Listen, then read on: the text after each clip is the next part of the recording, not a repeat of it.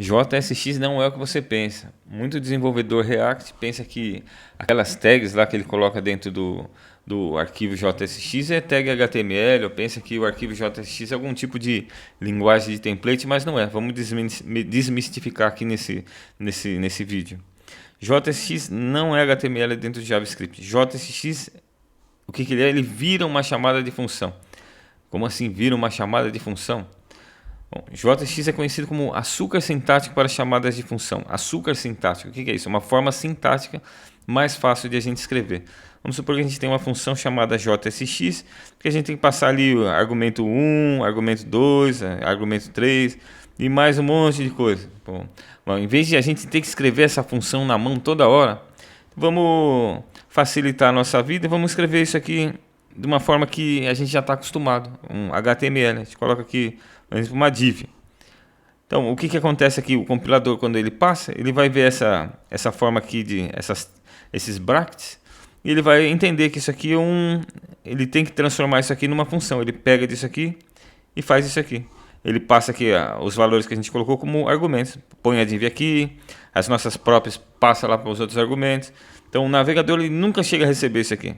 Isso aqui nunca chega no navegador.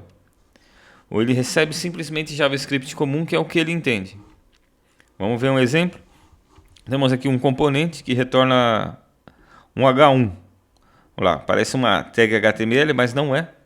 Isso aqui, o que acontece com isso aqui? Vamos ver. Isso aqui passou ali no compilador. O compilador transforma aquilo lá nisso aqui. É exatamente a mesma coisa, escrita de formas diferentes. Isso aqui é o açúcar sintático disso aqui. Qual que é mais fácil? É mais fácil e mais entendível escrever isso aqui ou escrever alguma coisa assim? Claro, a gente escreve dessa forma que é mais fácil, fica mais palatável. Aí o compilador faz o trabalho duro, que é converter isso aqui para isso aqui. Converte isso aqui para isso aqui. Pronto. É basicamente isso o serviço que o compilador faz.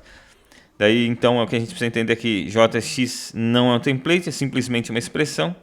Ele não é HTML, no final ele vira uma função, e o React não lê tags, o que é uma função que gera um objeto. Aquela função chamada de função, no final das contas, é um objeto.